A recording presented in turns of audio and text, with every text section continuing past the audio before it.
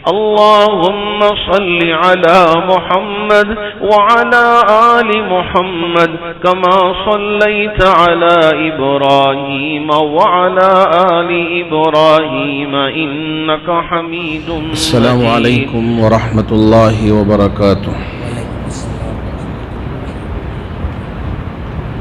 نحمده ونصلي على رسوله الكريم، أما بعد، فأعوذ بالله من الشيطان الرجيم. بسم الله الرحمن الرحيم. وإلهكم إله واحد لا إله إلا هو الرحمن الرحيم. صدق الله مولانا العظيم. بزرگان محترم، موجودہ دور میں ہمارے ایمان پر ڈاکہ ڈالنے کی مختلف سازشیں رچی جا رہی ہیں، مختلف حربے استعمال کیے جا رہے ہیں، اور ہمارے ایمان کے سودا کرنے کی جو بھی وہ تدبیریں اختیار کر سکتے ہیں وہ کر گزر رہے ہیں۔ ایسے میں ہماری کیا ذمہ داری ہے؟ ہم کیسے اپنے ایمان کی حفاظت کریں، کیسے اپنے اولاد کے ایمان کی حفاظت کریں؟ یہ سب سے بڑا سوالیہ نشان اس وقت ہمارے سامنے ہے۔ چونکہ حضرات صحابہ باوجود میرے نبی علیہم الصلاۃ نے ان کے لیے جنت کی خوشخبری سنانے کے، لیکن وہ ڈرتے رہتے تھے کہ کہیں ہمارا ایمان نہ چھن جائے، کہیں آخری وقت میں ہم اللہ کی وحدانیت کو نہ کھو دیں، یہ انہیں ڈر لگا رہتا تھا۔ آج ہم اس سے بے خبر ہو کر یوں سمجھیں کہ ہمارا ایمان تو باقی رہے گا، اور ہمیں پتہ بھی نہیں چلے گا کہ کب ہمارا ایمان ہم سے رخصت ہو گیا اور ہمیں چھوڑ کر چلا گیا، ہم کو پتہ بھی نہیں چلے گا۔ اس لیے ایک تو یہ کہ ہم کو ایمان پر ثابت قدم رہنے کی پوری کوشش کرنی چاہیے، اور ایمان کے کیا تقاضے ہیں اور اللہ رب ذوالجلال کے کیا احکامات ہیں، نبی علیہ السلام کی کیا تعلیمات ہیں، ان پر بھی ہم کو غور و فکر کرنا چاہیے۔ اسی لیے اللہ نے فرمایا وَإِلَٰهُكُمْ إِلَٰهٌ وَاحِدٌ، خود اللہ نے فرمایا کہ تمہارا رب، تمہارا اللہ، تمہارا الہ فقط ایک ہے۔ وَإِلَٰهُكُمْ إِلَٰهٌ وَاحِدٌ لَا إِلَٰهَ إِلَّا هُوَ، اس اللہ کے علاوہ کوئی اور عبادت کے قابل نہیں ہے۔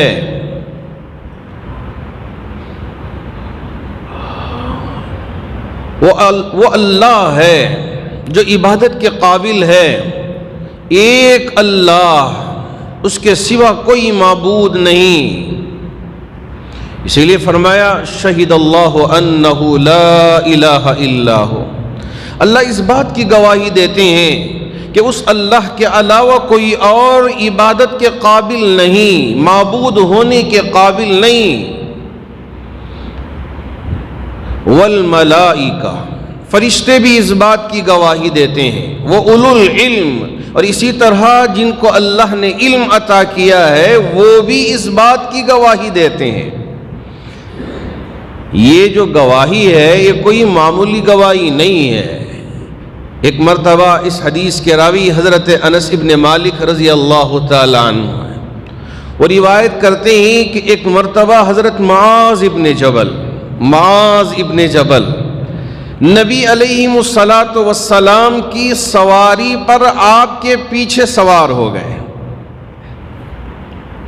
کیا ان کو نعمت مل گئی کہ نبی کی سواری پر آپ کے پیچھے سوار ہونا نصیب ہو گیا؟ ہے کیا نصیب لے کے آئے دنیا میں حضرت معاذ ابن جبل، جن کو اللہ کے رسول علیہ الصلوۃ والسلام نے یمن کا گورنر بنا کے بھیجا تھا۔ چھوٹے سے ہی نبی سے لگے رہے، جڑ کر رہے، نبی کے خادم بن کر رہے، نبی کے خدمت گزار بن کر رہے۔ آج بھی دیکھتا ہوں کہ بعض بچوں میں بڑی دلچسپی ہوتی ہے کہ جو ہمارے اکابر علماء آتے ہیں ان کی خدمت میں پہنچنا اور ان کی خدمت کرنا، ان کا مقصد یہ ہوتا ہے تاکہ ہماری آخرت سنور جائے۔ حضرت معاذ ابن جبل نبی علیہ الصلوۃ والسلام کے خادم بھی تھے، تو آپ علیہ الصلوۃ والسلام نے اپنی سواری میں پیچھے سوار کروا لیا۔ حضرت معاذ ابن جبل سے فرمایا، معاذ، جیسے ہی نبی علیہ السلام نے حضرت معاذ کو آواز دی تو کیا الفاظ نکلے حضرت معاذ کی زبان سے رضی اللہ تعالیٰ عنہ، لبیک یا رسول اللہ وسعدیک، اے میرے نبی، میں حاضر ہوں، آپ کا خادم حاضر ہے، آپ کا غلام حاضر ہے، لبیک یا رسول اللہ وسعدیک، آپ کا یہ خادم آپ کی خدمت میں حاضر ہے۔ اللہ کے رسول علیہ الصلوۃ والسلام نے پھر ایک اور مرتبہ اسی الفاظ کو دہرائے، معاذ، حضرت معاذ نے اسی طرح لبیک یا رسول اللہ وسعدیک تیسری دفعہ، تاکہ متوجہ کریں معاذ کو، بہت ہی ایک اہم بات آپ سے کہنے جا رہا ہوں، اس لیے ادھر ادھر متوجہ نہ ہونا، ذہن کو ادھر ادھر نہ پھیلا کے رکھنا، میں جو کہنے جا رہا ہوں ذرا حاضر دماغ ہو کے سننا۔ کبھی کبھار یہاں بیٹھ کے سنتے ہیں ہماری باتیں، لیکن دماغ کہیں اور ہوتا ہے کہ میری تجارت وہ کیا ہو رہی ہے، میری ملازمت میں فلاں میرا کام باقی رہ گیا تھا، اب مجھے اسے کیسے پورے کرنا ہے، میرے فلاں کام، یہ ساری چیزیں دماغ میں ہوتی ہیں۔ اب یہاں ہم بیٹھ کے کچھ کہتے ہیں تو وہ سن نہیں پاتے، اور بات اونچ نیچ ہو جاتی ہے، سننے میں فرق پڑ جاتا ہے۔ میرے نبی نے حضرت معاذ رضی اللہ تعالیٰ عنہ کو متوجہ فرمایا کہ یا معاذ،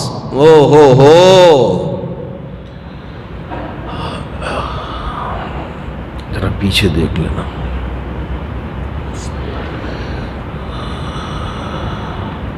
حضرت معاذ سے فرمایا، او بھائی معاذ،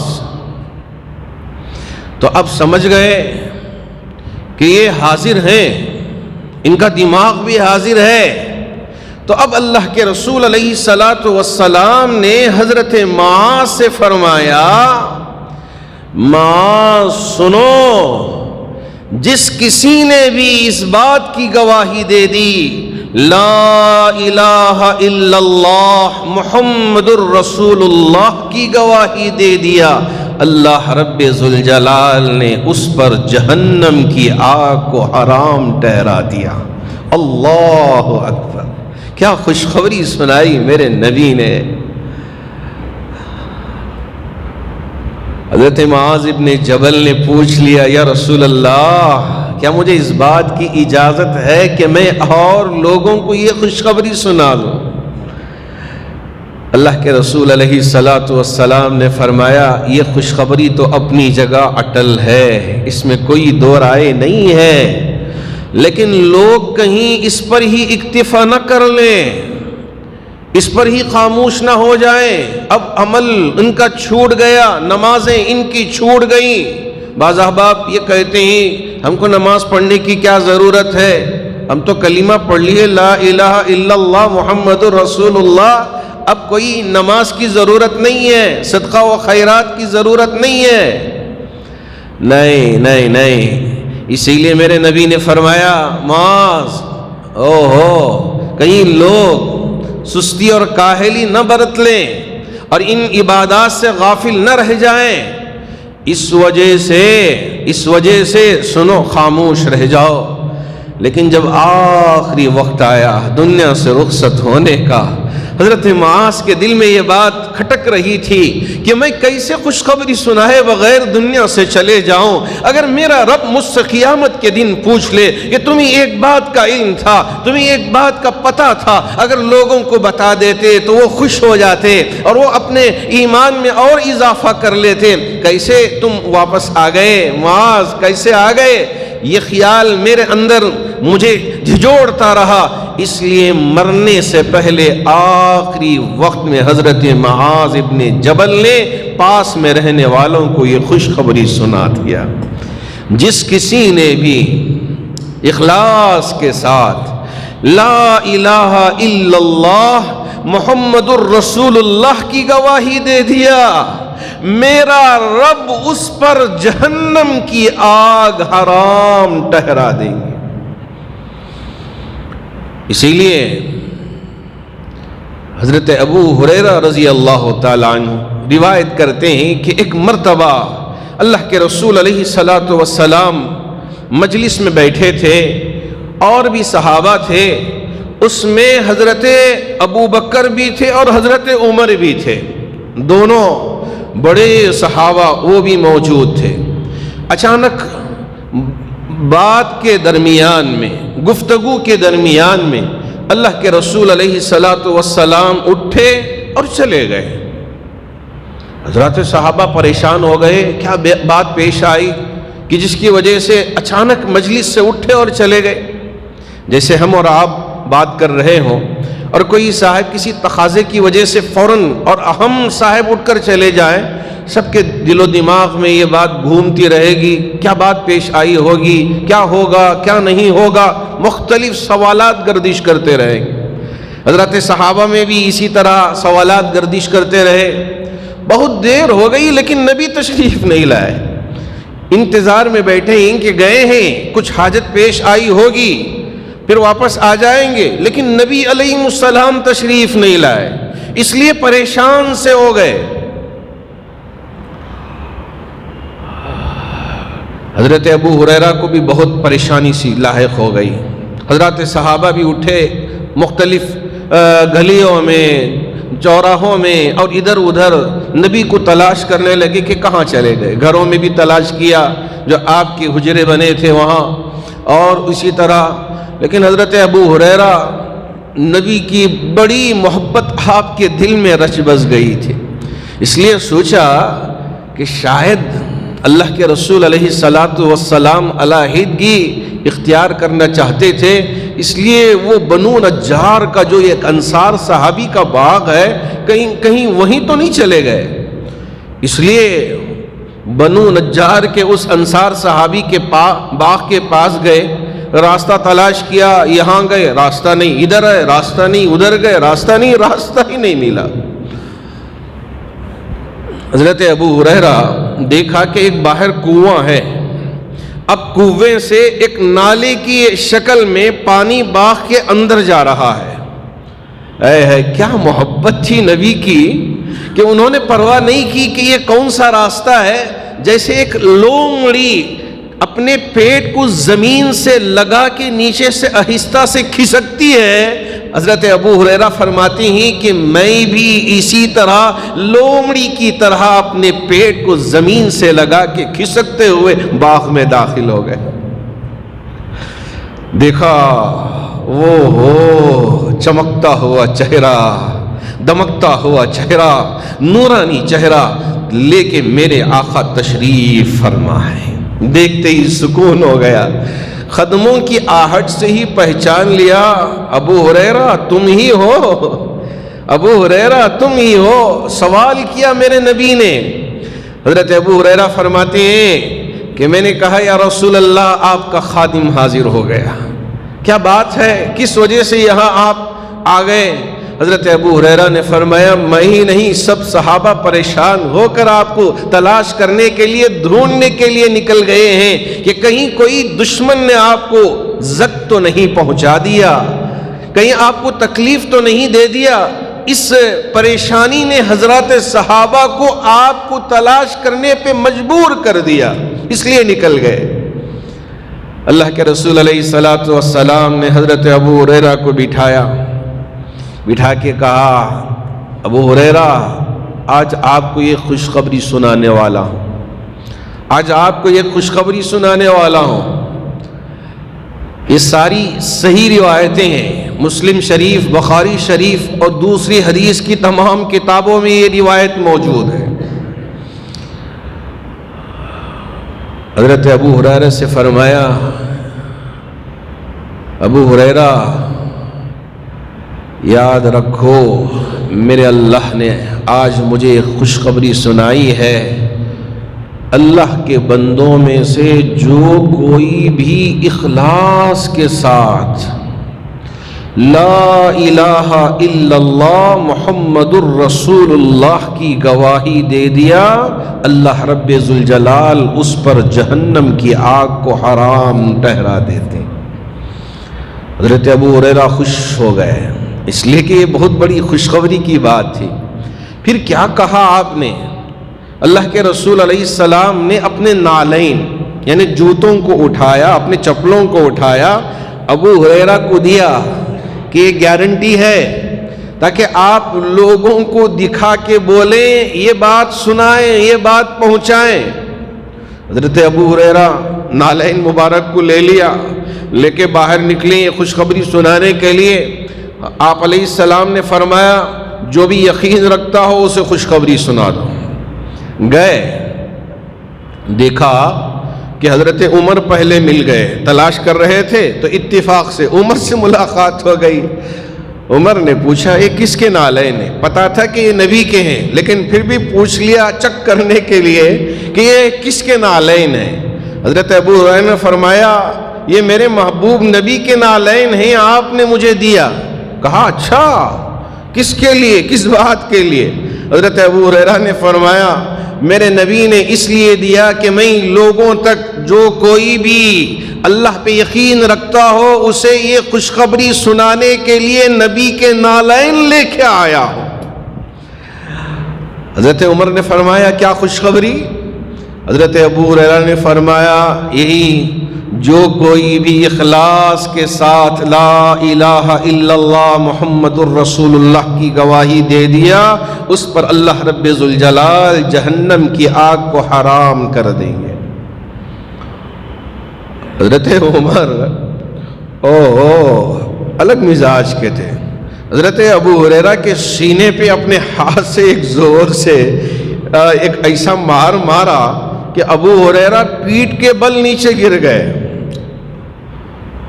اب سنبھلتے ہوئے اٹھے، دوڑتے ہوئے اب عمر کے پاس رہوں گا تو میری خیر نہیں، اس لیے واپس لوٹ کے نبی کے پاس چلے گئے۔ حضرت عمر بھی پیچھے ہوتے ہوتے ابو ہریرہ کے نبی کے پاس پہنچ گئے۔ اب اللہ کے رسول علیہ السلام، ابو ہریرہ، عمر۔ حضرت محمد عربی صلی اللہ علیہ وسلم نے حضرت ابو ہریرہ سے پوچھا ابو ہریرہ یہ چہرے سے کیا ہوائی اڑی ہوئی ہے، چہرے کا رنگ بدل گیا ہے، پریشان لگ رہے ہو؟ کہا یا رسول اللہ یہ عمر یہ مجھے اتنے زور سے مارے کہ میں پیٹھ کے بل نیچے گر گیا۔ کیا بات ہوئی؟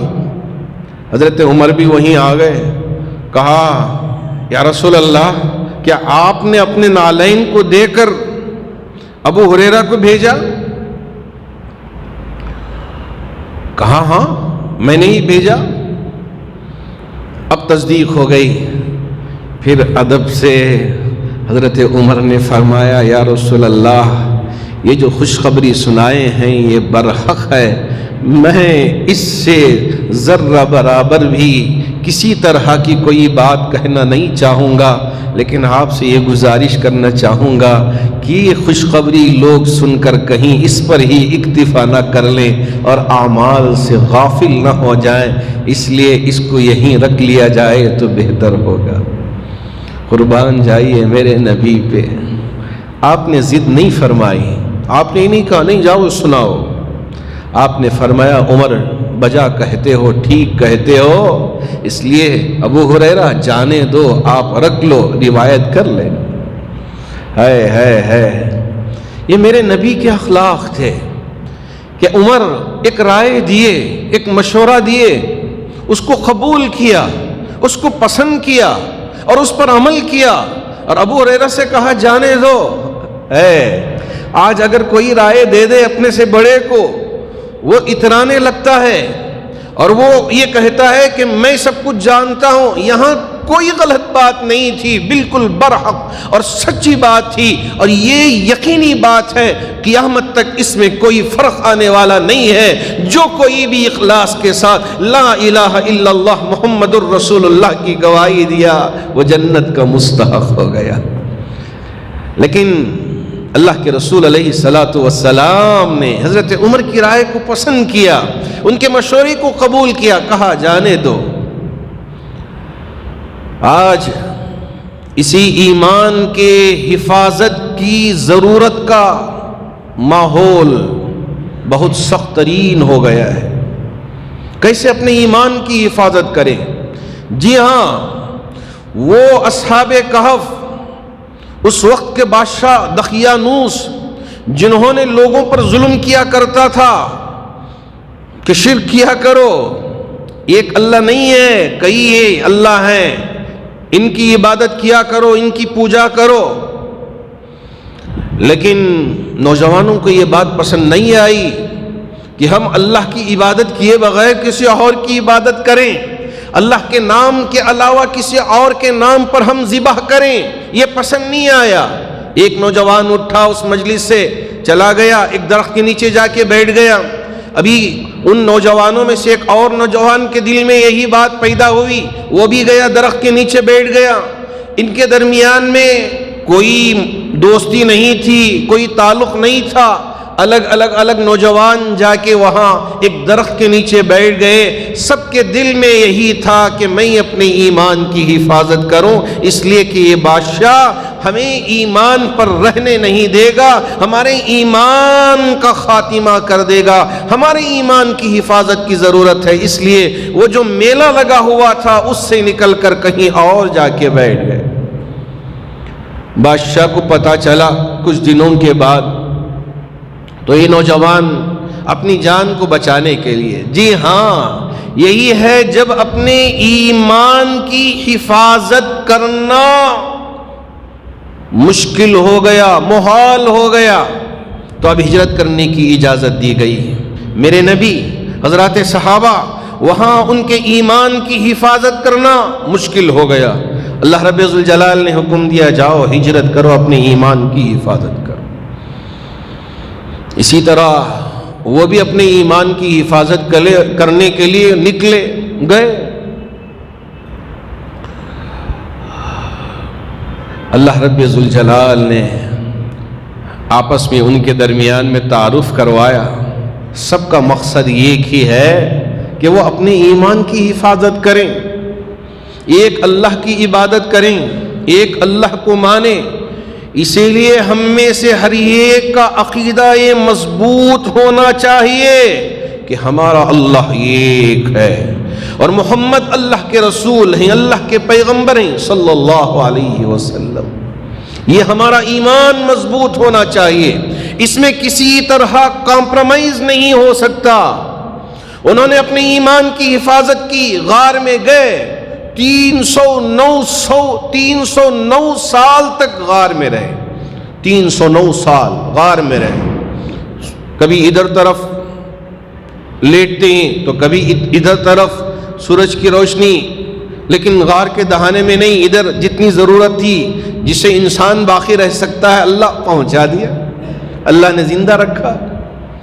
یہ اللہ کی قدرت ہے۔ اللہ بتانا چاہتے ہیں ہم جسے بچانا چاہے، دنیا کی پوری طاقت مل کر اسے مارنا چاہے مار نہیں سکے گی۔ اگر ہم کسی کو مارنا چاہے، پوری دنیا کی طاقت مل کر اسے بچانا چاہے بچا نہیں سکے۔ یہی اللہ رب ذوالجلال کی طاقت ہے۔ ان اللہ علی کل شیء قدیر، اللہ ہر چیز پہ قادر۔ تو آج ہمارے بچوں کے ایمان کی حفاظت کرنے کی ضرورت ہے۔ آپ نے سنا اور شاید معلوم ہوگا، آج کے اخبار میں حضرت امیر شریعت دامت برکاتہم نے مسلمانوں کے نام ایک پیغام بھجوایا ہے، کیونکہ 26 جنوری جو آنے والا ہے، 70 پر 5 سال ہمارے آزادی کے، ملک کے آزادی کے 75 سال مکمل ہونے جا رہے ہیں۔ اس وجہ سے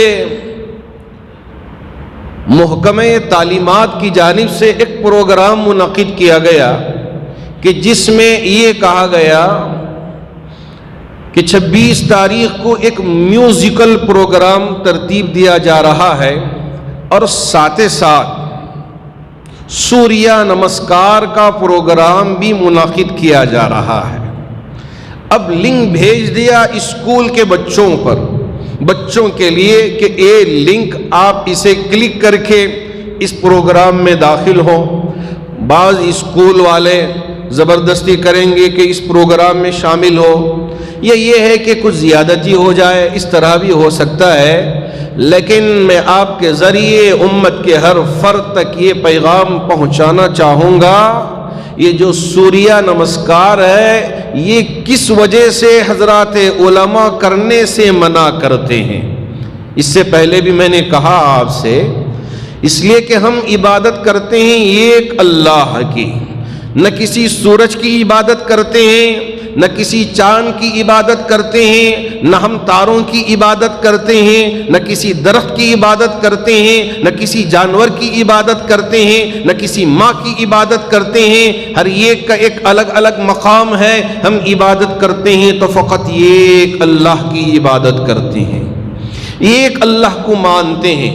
اب یہ سوریہ نمسکار جس طرح سے وہ پوچھتے ہیں تو وہ عقیدہ یہ ہوتا ہے کہ سورج ہمیں روشنی دیتا ہے، یہ ہمارا معبود ہے، اس کی وجہ سے ہمیں یعنی درخت نکلنے کے لیے موقع ملتا ہے، درختوں کو طاقت ملتی ہے، ہمیں بہت کچھ ملتا ہے، تو اس لیے ہمیں بھی اس کی عبادت کرنی چاہیے، اسے نمسکار کرنا چاہیے۔ یاد رکھیں کہ یہ عقیدہ ہمارے ایمان کے منافی ہے، ایمان کے خلاف ہے۔ ہمارا ایمان اس بات کی اجازت نہیں دیتا کہ ہم سورج کو پوجیں، سورج کی عبادت کریں، یہ ہمارا ایمان اجازت نہیں دیتا۔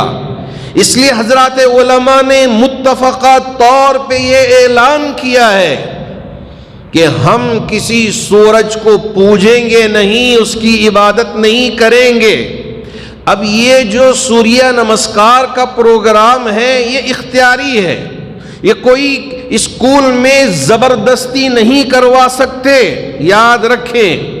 لیکن کہیں مسلمان اس غفلت میں کہ اگر اس کو کر لیا جائے، اس میں شریک ہو جائیں تو کیا فرق پڑے گا، کیا ہو جائے گا، اگر یہ سمجھ کر اس طرح کے پروگراموں میں ہم شامل ہوں گے تو کیا ہوگا، ہمارا ایمان غارت ہو جائے گا، ہمارا ایمان برباد ہو جائے گا۔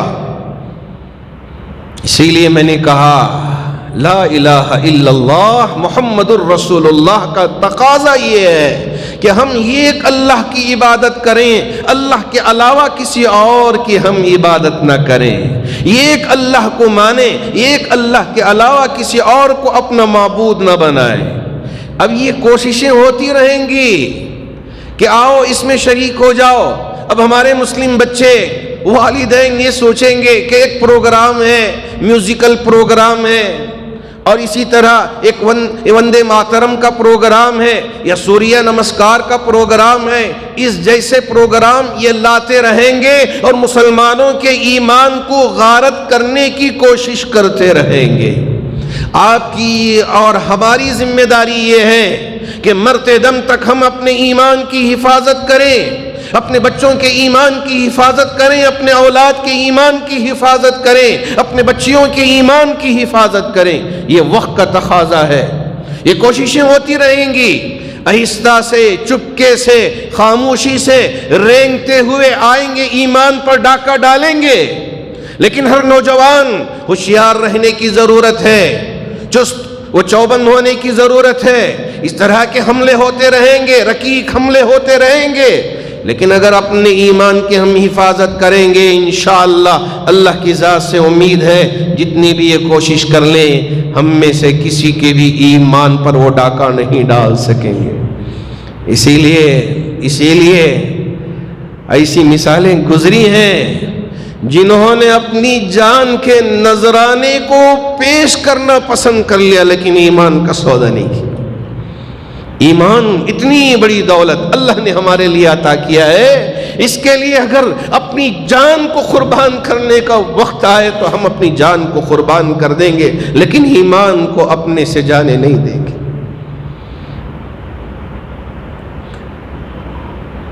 اللہ نے فرمایا ان اللہ لا یغفر ان یشرک بہ ویغفر ما دون ذلک، اللہ شرک کو کبھی معاف نہیں کریں گے، شرک کے علاوہ جو بھی گناہ ہو توبہ کرو، استغفار کرو، معافی مانگ لو، اللہ درگزر کر سکتے ہیں۔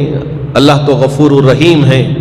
اس لیے میں آپ کے ذریعے سے امت کے ہر فرد تک اور امت کے ہر طالب علم تک اور اسی طرح ہر بیٹی تک یہ پیغام پہنچانا چاہوں گا، اس طرح کے پروگرام ہوتے رہیں گے، جو کرنا چاہتے ہیں ان کو کر لینے دیجئے، ہم ان میں آڑ نہیں بنیں گے، کرنے دیجئے، وہ کر لیں، اس لیے کہ وہ ان کا عقیدہ ہے، لیکن ہمارا عقیدہ ہم اس پر ثابت قدم رہیں گے، ہم ہمارے عقیدے کے ساتھ کسی طرح کا سودا نہیں کریں گے۔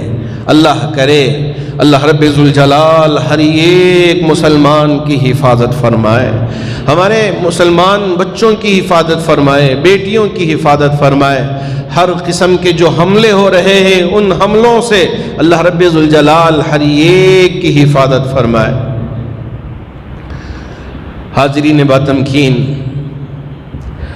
ماشاءاللہ ہر جمعہ ہم آپ سے گزارش کرتے ہیں جو کچھ اللہ نے آپ کے لیے عطا کیا ہے بند مٹھیاں چادروں میں ڈال کے جائیں۔ ماشاءاللہ بہت سارے ایسے افراد باوجود اس وقت اتنی پریشانی کے اور حالات اتنا توڑ کر رکھ دینے کے باوجود بہت سارے احباب بند مٹھیاں اپنی حلال کمائی میں سے، گاڑی کمائی میں سے، بعض طلبہ بھی آتے ہیں مجھ سے کہتے ہیں کہ میرے ماں باپ میری ضرورت کے لیے کچھ رقم دیے تھے، حضرت میں نے اسے ذرا سنبھال کے رکھ لیا تھا، جب جمعہ کے دن موقع ہوگا تو میں بھی ان میں سے چھوٹی سی رقم اس چادر میں ڈال کے اللہ ہمارے ان بچوں کو بھی خوش و خرم رکھے، آباد رکھے، کیونکہ ایک جذبہ ہے، یہی جذبہ آگے ان کے لیے کامیابی کے دہانے پر لے کے جائے گا۔ اللہ ان کے جذبوں کو قبول فرمائے۔ وہ طلبہ آ کے مجھ سے کہتے ہیں تو مجھے اتنا محسوس ہوتا ہے، ایسا محسوس ہوتا ہے کہ کیسا بہترین جذبہ لے کے ہمارے یہ بچے آ کے یہاں اپنی جو جیب کے خرچ کے لیے ماں باپ رقم دیتے ہیں اس میں سے تھوڑا حصہ ڈال کے جاتے ہیں۔ اللہ ان کے دینے کو بے انتہا قبول فرمائے۔ یہ اللہ کا گھر اور یہاں کی ضرورتیں یہ ہماری ذمہ داری ہے۔ اللہ آپ سب کے اس جذبے کو بے انتہا قبول فرما کر ہماری اولاد و آفاق کی حفاظت فرمائے، جو بیمار ہیں انہیں شفا عطا فرمائے، جو پریشان حال ہیں ان کی پریشانیوں کو دور فرمائے، جو قرض میں مبتلا ہے ان کے قرض کی ادائیگی کی شکلیں و صورتیں پیدا فرمائے، جو مرحومین دنیا سے رخصت ہو چکے ہیں تمام مرحومین کی بھرپور مغفرت فرمائے۔ آمین۔ وآخر دعوانا ان الحمد للہ رب العالمین۔